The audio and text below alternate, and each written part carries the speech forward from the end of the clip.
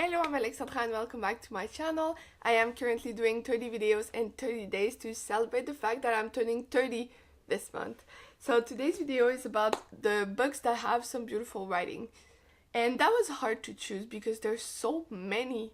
Honestly, very hard. But I picked six books that I think have the best writing. And also some of them, like the story is not that great, but the writing makes it worth it. So let's start. We have Where the Crawdads Sing by Delia Owens. I can't really remember the story. I think it was very much slow paced, but I remember enjoying the writing so much. So that's why I'm talking about this. I do not think it's worth like reading it for the story. It was very popular by the time I read this, but I think it has lost some of that appeal, I would say. But the writing was great, so if you like reading books with beautiful writing, that would be an option. I do think there are some that are better, but it's a good way to start. Also, I think it's pretty accessible. Yeah. What does it says? Okay. There's this girl who is like kind of poor, and there's a guy who's found dead, and they think it's this girl and all of that. So kind of thriller, maybe? I don't know. It says a murder mystery, coming of age narrative, and a celebration of nature. So that could be a good option. Then we have this book with, first of all, like, look at this cover. Absolutely beautiful. So it's The Seven Moons of Mali Almeida by Shihan Karunatilaka. It was the Booker Prize winner of 2022. That's why I read it. And honestly, the writing is beautiful. So there's this guy, Mali, who passed away, and he has 7 nights, so 7 moons, to figure out how he died.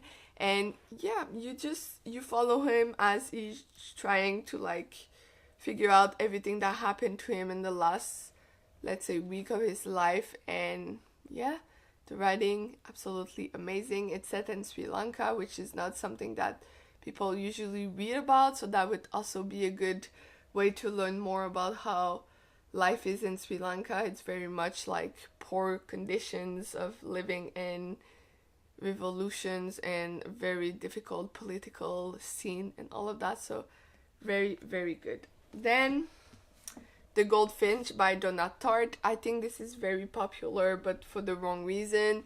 It's very slow paced story, so you're following this guy. Yeah, okay. So there's this guy who's just trying to figure out life. He's young. Life is not easy and all of that, but the writing, it was amazing. It says winner of the Pulitzer Prize. I believe this has won more than only this book. I'm looking at the writer. I've never seen how she, like, didn't know this was her.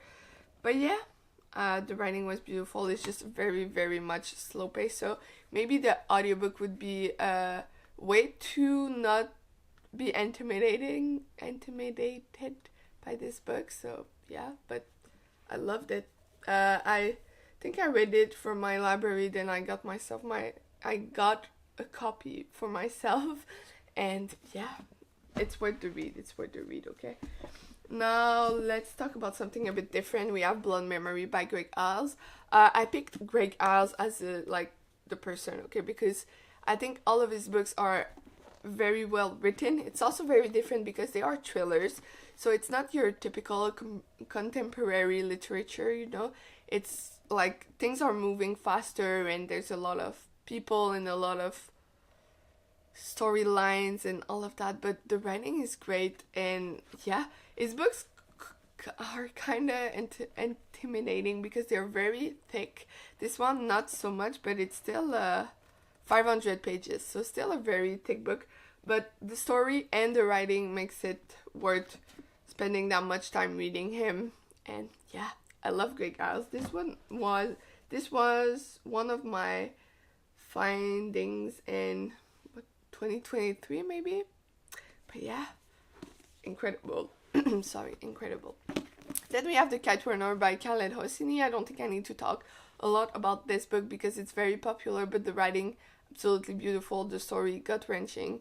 It's perfect combination of all of that. So it's a good writing without being very long and boring, which sometimes can happen with good writing.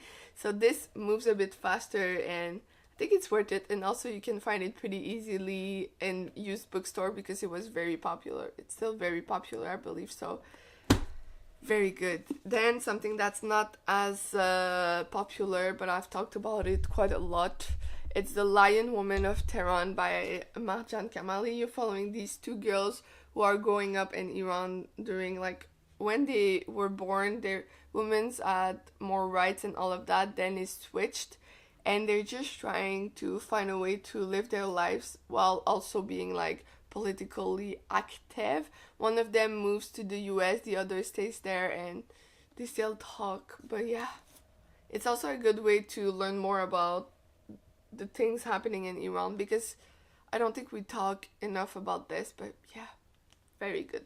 So these are some of the books with beautiful writings that I think you should probably read. Some of them are harder to read than others, but they are so worth it, all of them. So yeah, that's it for today's video. Thank you for watching. If you want to follow along during this month as I do my 30 videos, please subscribe, and I'll see you tomorrow. Bye!